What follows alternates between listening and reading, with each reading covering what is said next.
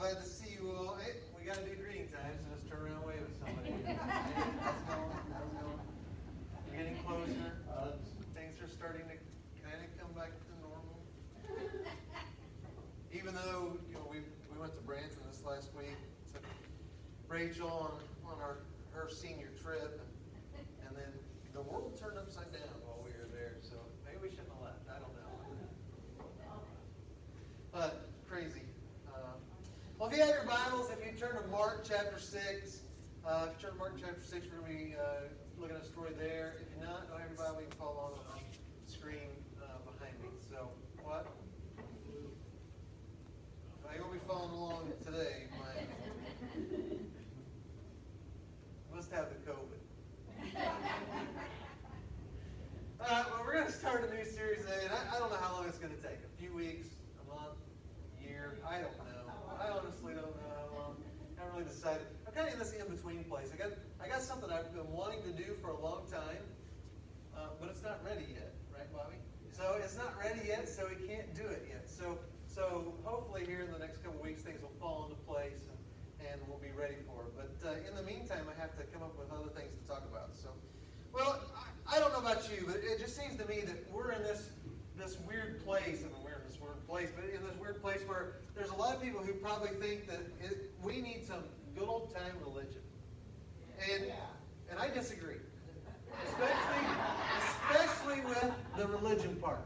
We don't need any more religion. We need a lot more Jesus. Amen. And I can tell you this: a lot of the problems that we see when we turn on the TV or pick up a newspaper or whatever's going on, we can fix those. But the only way we can fix those is with Jesus. Well, turning it off, which fix it too, but it doesn't really fix it. Because until we take care of a sin problem that we have, we'll never take care of a racism problem that we have. No. And so, here's the thing: as Christians, we have the cure for that.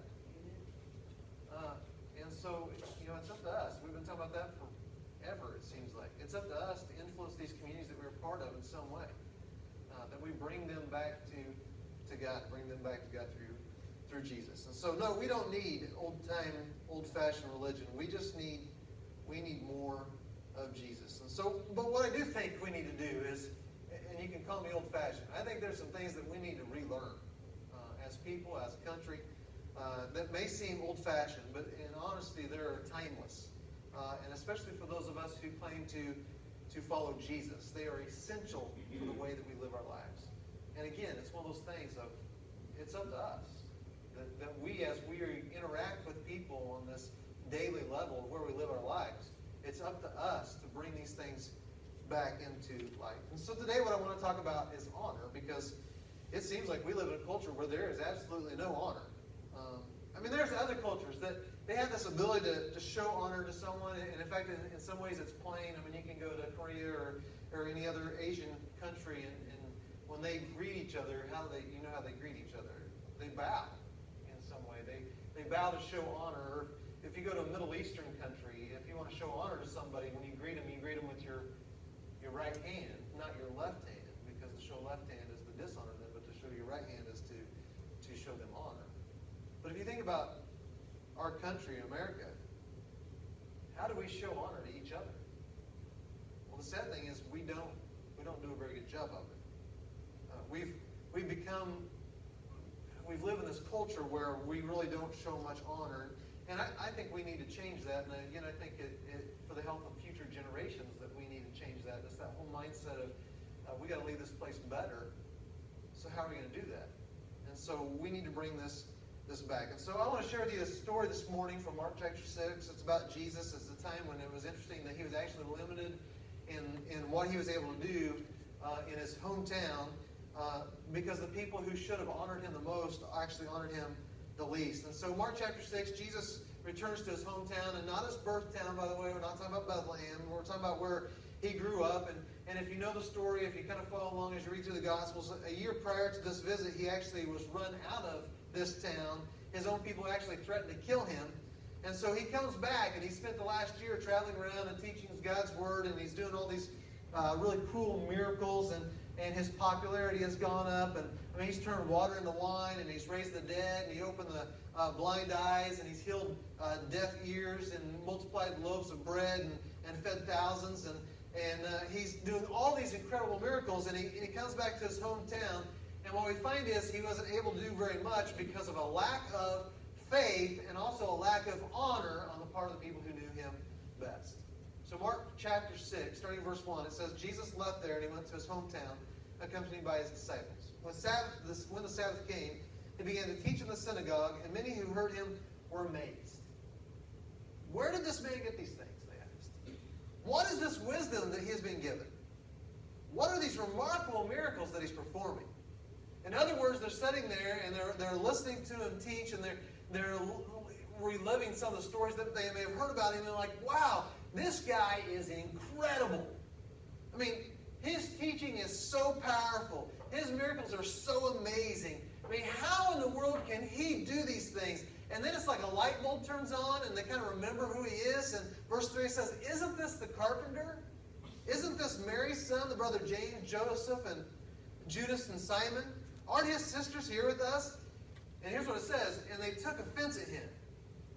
I mean, they're listening to him, and they're like, wow, this is incredible. And they're like, wait a second, don't we know this guy? I mean, isn't this that Jesus, that kid we went to school with, that everybody was annoyed by because the teachers loved him because he always knew the right answer? You remember how he always threw off the curve because he always got 100 on everything? Right? Wait, isn't that Jesus? Didn't he build your table, your kitchen table? Wait, I think that's Jesus. He put our front door in. Isn't that the guy we grew up with? Don't we know his brothers and his sisters? Didn't we play games in the dirt with him? Verse 4, Jesus said to them, a prophet is not without honor except in his own town, among his relatives and his own home. And the Greek word that is translated there is that phrase that we use, without honor, is the word atimos. And it means to dishonor. It means to treat as common or ordinary. Let me give you an example of what that means. So if you want a common or ordinary marriage, I can tell you how to get one. So I promise you, if you want a common or ordinary marriage, the easiest way to get that is just to simply dishonor your spouse in some way. Listen, you don't have to call names. You don't have to put them down. Just treat them as if they're common or ordinary. So think back to the beginning of your relationship, and in those times, and it was great, and you're so in love. And the reason why everything felt so good was because you were always continually showing honor to each other, opening doors and bringing presents and writing notes and giving flowers. Those little cute names that you use for you. Oh, I love you, sweet pea. And you showed honor to that person over and over and over again. And then you get married and time goes on, and what happens? You begin to take each other's presents for granted. And you begin, instead of to treat each other and show honor, you begin to treat each other as just common. And what was so great and so incredible becomes just so common because of dishonor. So the flip side of that word is the word honor. And in the Greek, it's time. And it's a word that means to value or respect or to highly esteem, to put on a pedestal. And it means that you treat something as if it's precious or it's valuable. It's to ascribe worth to something. It's to esteem it, to give it great value. In marriage, that would mean the opposite of be treating them as common, that you actually continue to treat them as special. I have another example. So I have a baseball at home. Otherwise, it is a common baseball. It's just an ordinary baseball. In fact, I know where it came from. It came from this bin in the locker room of the Royals locker. It was just a practice ball in this bin. It's just an ordinary baseball. There are millions of baseballs just like it, except for one thing. It's very valuable because of the names that are signed on it. It's actually signed by the 1985 World Series Royals baseball team before they won the World Series. And see, what was once an ordinary, just plain old simple baseball is now extraordinary because of names like George Brett and Frank White and Willie Wilson. And because of that, I place a great value on it. I would never treat that baseball as if it's common or ordinary. We have baseballs around our house. We play with them in the yard at times. We leave them outside. They get rained on. They get left in the mud. Some of them have probably floated down the ditch a time or two. Because they're just common baseballs. But that one that I have is valued to me because of the names that are written on it. And so I actually have it in a special case in a very safe place. That I would never treat that as a just common, ordinary ball. See, when we honor something or someone, we place great value on them. When we dishonor them, we take value from them. We tear them down. To honor someone is to believe the best in them. To dishonor them is to believe the worst. To honor them is to lift them up. To dishonor them is to tear them down. And we say, well, that's great, man. We should honor other people, but I can't treat this person with honor because they're just not an honorable person. Well, we're thinking about it the wrong way. We're not talking about respect. We're talking about honor. See, respect is earned, but honor is always given. See, you can honor someone just because of the position they have, because honor can be freely given. Or you say, wait a second, you know what? I'll honor them when they begin to live a life that I can honor. Well, no, that's not how it works. You treat them with honor before they're living honorably, and what you find out is the closer you are to them and the more honor you show them, they'll actually arise to the occasion because honor empowers people and encourages them. See, one of the reasons I believe our country is the way it is because over and over again, for decades, we have devalued people's worth. We dishonor them. We treat each other as just ordinary and common. See, this is what happens to Jesus, the Son of God, when he is devalued, when he is dishonored. Verse 5. He says he could not do any miracles there except lay his hands on a few sick people and heal them. Did you notice it doesn't say that he wouldn't do miracles? Or that he refused to? Well, you're not going to honor me, so I'm not going to give you what you guys probably I could give you. No, it says he could not do any miracles except lay his hands on a few sick people and heal them. And that he was amazed at their lack of faith. Now, I don't completely understand the connection there.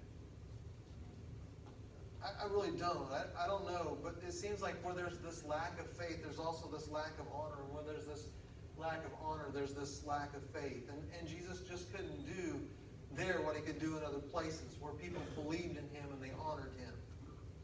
I mean, I look around at the world and it just seems like we have become a people, for the most part, that we're without honor. And maybe it would help if we just kind of understood who we are to honor. So let me just share with you 3 groups of people that the Bible tells us that we should honor. The first one, the Bible is very, very clear that we should honor our parents.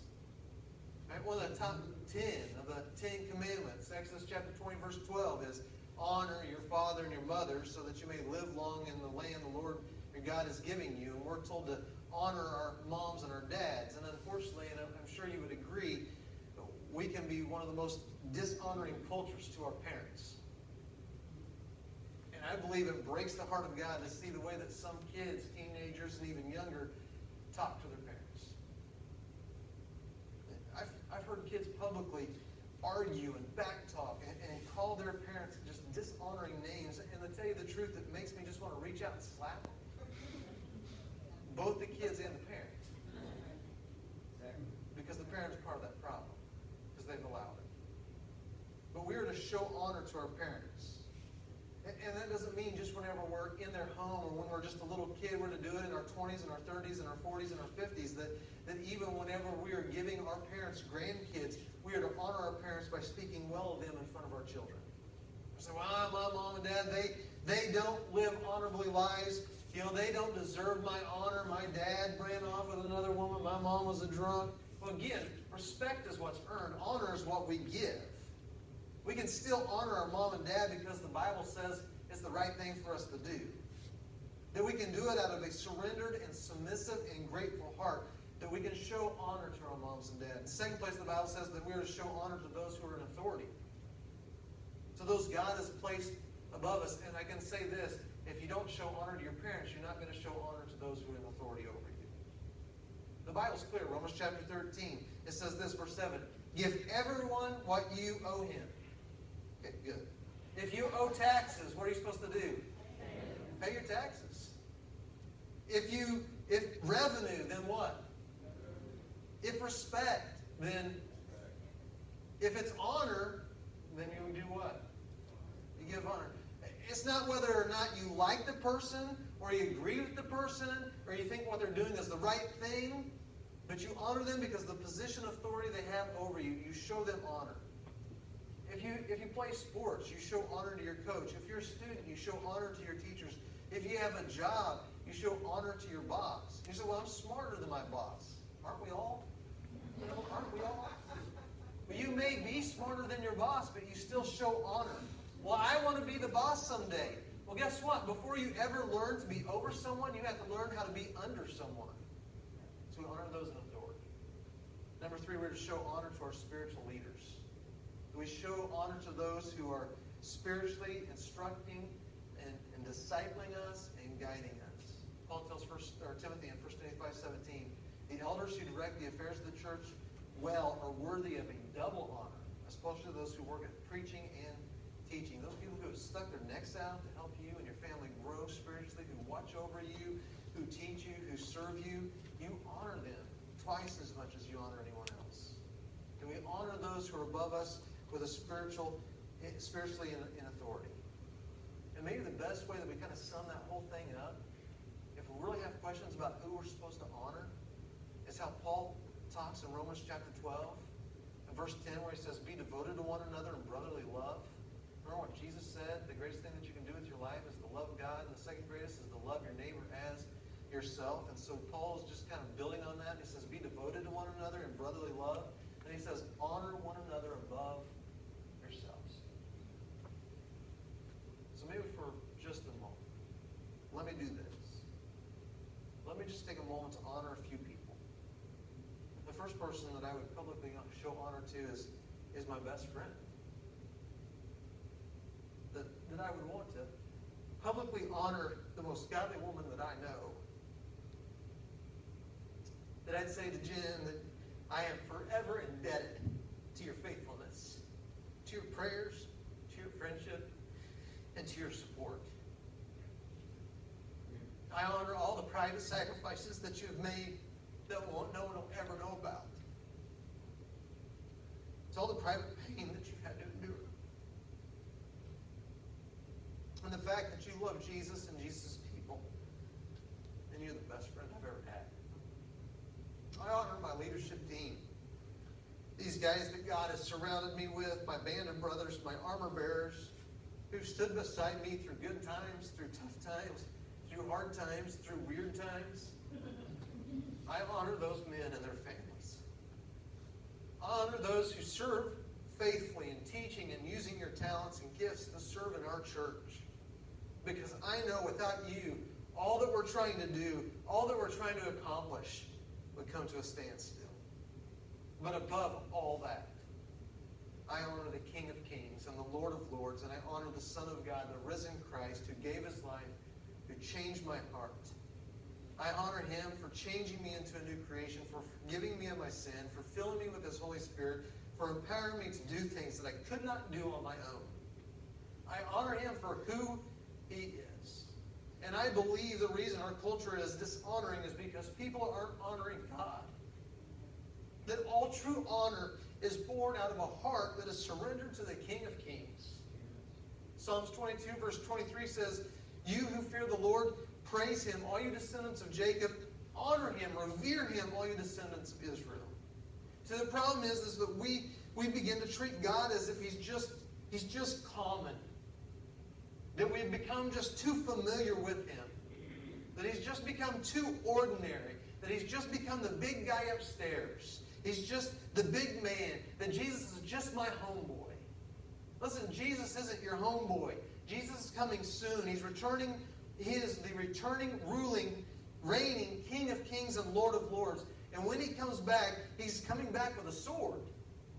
He is the righteous one who shed his blood so that we could live. And when we don't treat God as common and ordinary, that when we see him for who he is, we will honor others because his name is on our hearts. We are not common and we are not ordinary because we are made valuable by the name that we wear.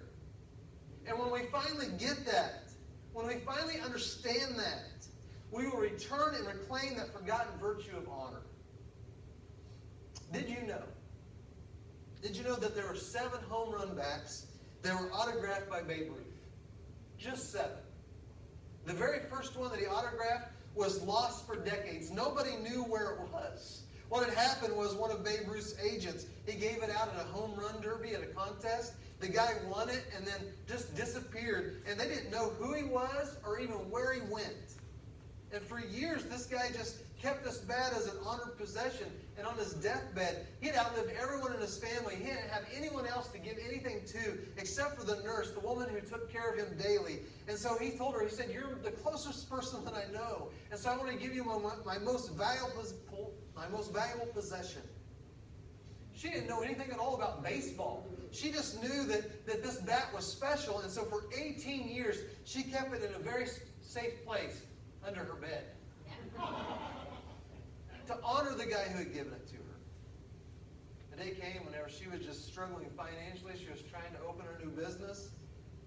And she was reminded of that bat. And she said, "I wonder if that bat is worth anything at all."